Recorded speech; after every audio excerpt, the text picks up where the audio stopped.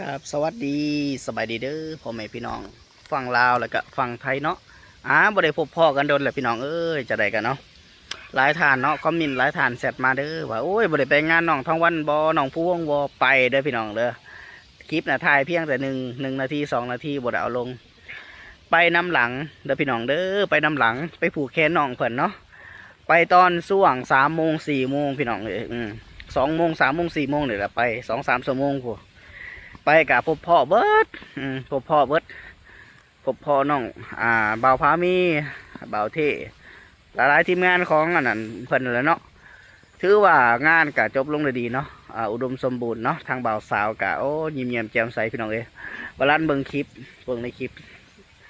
บ่าวพามีบ่าวเท่แล้วก็เบิ่งในคลิปสาวบุญเนาะสาวบุญบ้านนานี่แหละเบิ่งติดตามเบิ่งจนกว่าไปน้ำหลังที่ยิ่งแล้วน้องคอนเซิร์นเนาะ น้องทองวันก็โทรมาน้องพามีผู้เป็นเจ้าภาพเนี่ยเนาะผู้เป็นเจ้าเป็นงานนะหันก็โทรมาบอกบรันก็ไปเด้อพี่น้องเด้อยังบ่ทันถิ่มทำปลาอันน้องกันอยู่เนาะยังหักยังแพงคือเก่าเนื่องในโอกาสเบาลั่นเวียกลายพี่น้องเอ้ยสับสนวุ่นวายช่วงนี้นะลูกน้อยไห้นี่นะเวียกลายพอสมควร ก็เลยมาเบิ่งสร้างเคลื่อนกำลังสาบได้2 อาทิตย์พี่น้องเอ้ยกำลังแล้วแต่ยังบ่ทันสมบูรณ์แบบนี่แหละถ่ายคลิปกับบุขึ้นยอมหับกับบ่เป็นอย่างเนาะทั้งผู้เบิ่งผู้ชมเบิ่งไห้ก็ดีใจพี่น้องเลยการเห็ดคุณงามความดีมันโดนอีหลีเพื่อคนที่หูจักเฮาเนาะพี่น้องเพื่อคนที่ติดตามเฮานี่โดนบ่ลั่นเบิ่งแล้วก็ท่อมึงเถื่อนะหลายคนหลายท่าน ให้กำลังใจบอลันโอ้ยบอลันก็ขอบใจเด้อจะได้กะอยู่ดีมีแห้งอย่าทุกข์อย่าจนเด้อห่างให้มีคือกันเนาะจะได้กะ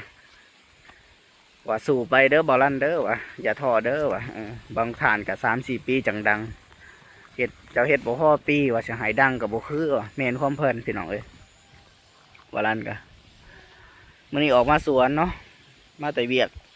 ไปเวียกหลายมื้อหลายวันสัพพลำพรบอกให้มาเบิ่งเทือนเป็นเถียงนาหน่อยกับแมนเป็นเพื่อนน้อยกับแมนพี่น้อยอยู่ให้อยู่หน้าในสวน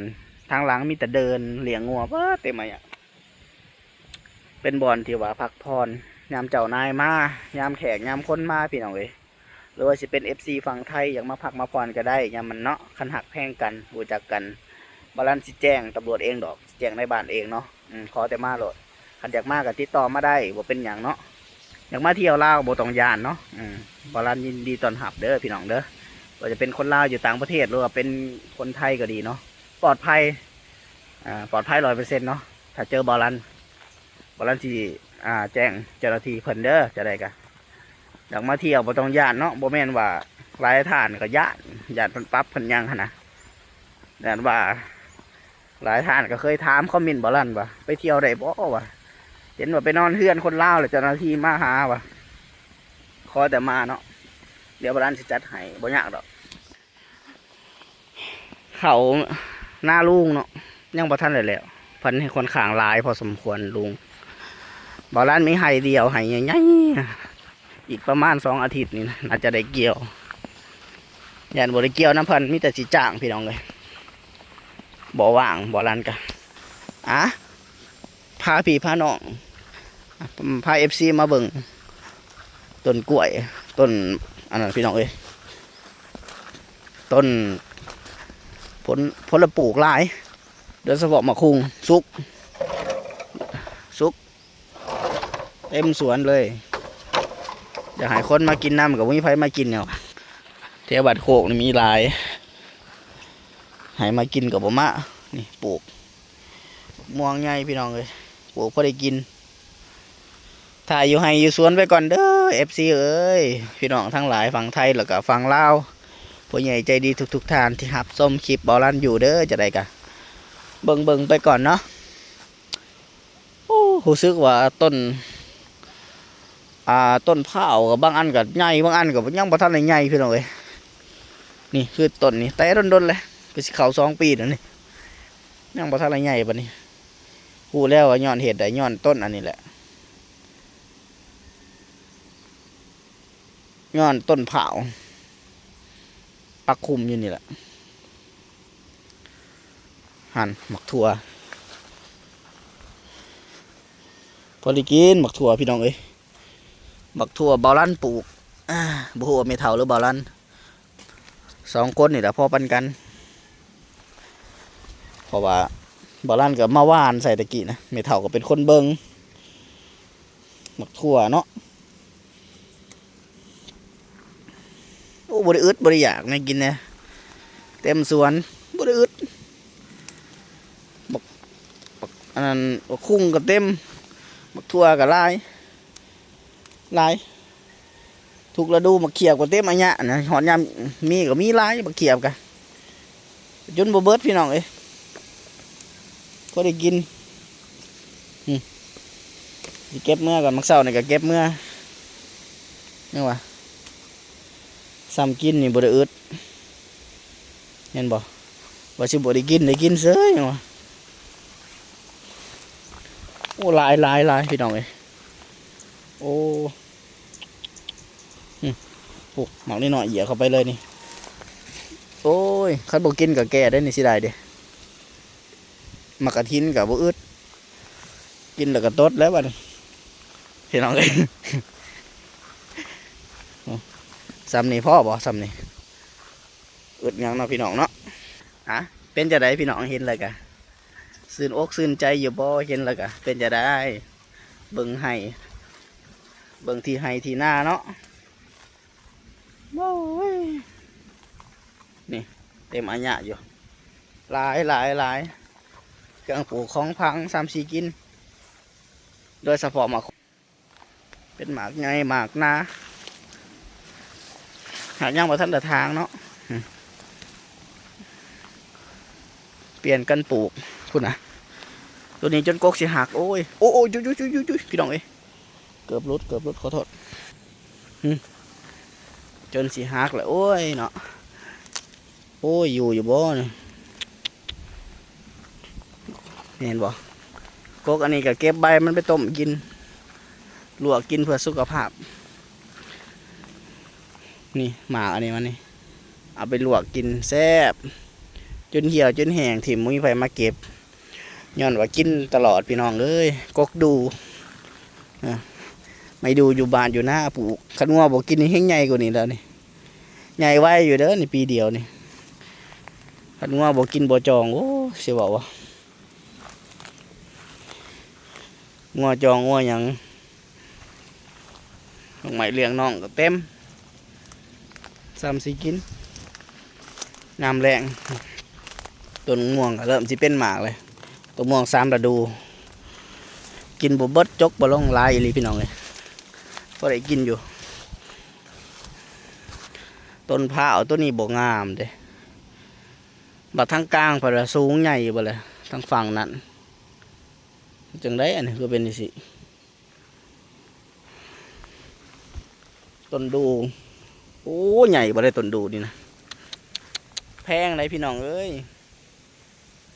ต้นหนึ่งหลายหมื่นเด้ถ้ามันเกิดขึ้น10 ปีผู้ใส่เวลาบ่เป็นยังพี่น้องปลาให้ลูกกับหลานซื้อสิบ่อยู่กับยามันเป็นทรัพย์สินแซ่บอีหลีถั่วอย่างถั่วหน้าบ่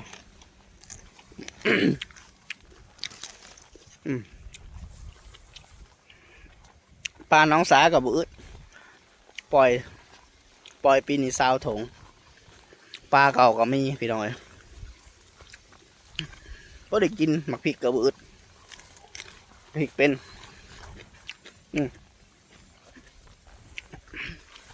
เราจะเก็บเมื่อพริกหลายมาพามาเบิ่งอยู่ได้พี่น้องเอ้ยจะพาจากกันไปทางไหนเนาะมาเบิ่งนี่หลายดีพุ่นนะบักตัวดินกับเบิดแล้วย่างบักม่วงกับเบิดมะขามบานยังแต่มะขามบานยังไม่ได้กิน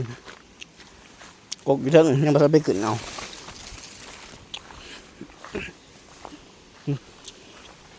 กินยังย่างมาเขียบกับกินอะไรเงี้ยน้องเขียบอ้าวนี่ยังนี่ในเท้าปลูกอีกแล้วเก็ดอีกแล้ว โอ้กูก็บังเพชรอีกแหละเจ็บมายะอยู่แหละโอ้ยเนาะกินหมูเบิดยังเต็มอีกแล้วบัดนี้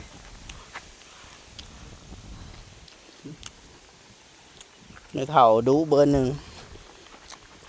เนี่ยสารพรเทียบเนี่ยคนบ้านนี่ดูยอมหับก็ได้เว่า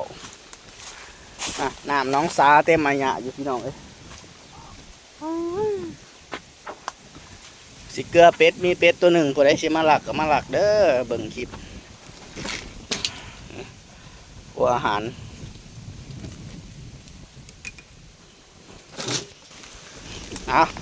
ปลาไปเบิ่งปลาใหญ่พี่น้องเอ้ยปลาตัวใหญ่ซ้ำกับอันนั้นพวกใหญ่กว่าอันขอโทษใหญ่กว่าแขนศอกมีประมาณ4-5 ตัวนี่แหละนี่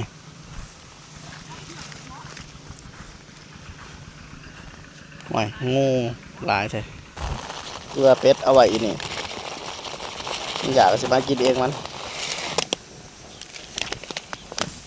โอ้ยน้ำเริ่มสิใสแล้วพี่น้องเลยน้ำขึ้นแห้งปีนี้โอ้ว่าปลาอยู่แล้วปลาสิไปเขาวานไว้ดับเบิดน้ำท่วม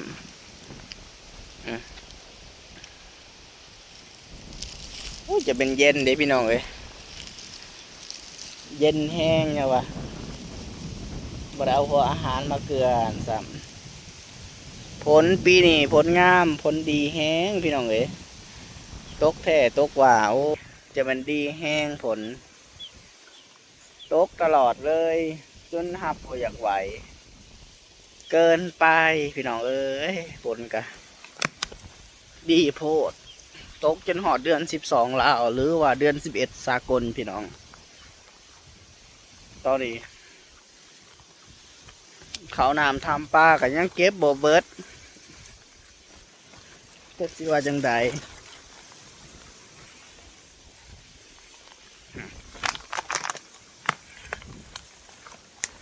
คันบ่ได้ไปหาเงินทางใดก็สิเลี้ยงเป็ดนี่แหละขายบ่ลันสิเลี้ยงจนเต็มน้องสาโลด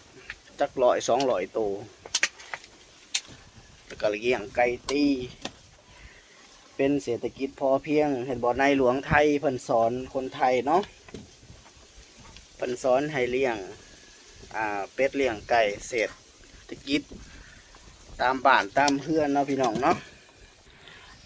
เด้อพี่น้องเด้อตอนนี้ก็คลิปกับบอลลันก็สิจบเพียงเท่านี้เนาะ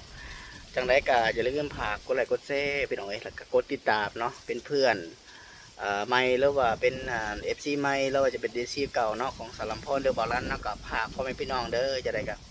ฝากเบิ้งฝากแย่งฝากส้มฝากเสี้ยเลยเด้อพี่น้องเด้อจะได้ก็หักบอลลันเด้อมือใหม่พี่น้องเอ้ยมือได้วางก็จะท่ายพี่น้องเอ้ยนี่แหละเบิ่งบรรยากาศงามๆทั้งหลังนี่แหละธรรมศาสตร์แปลกหูแปลกตานะพี่น้องเนาะคลิปนี้บาลานซ์กับสิกาคำว่าสบายดีเด้อจบกันพี่น้อง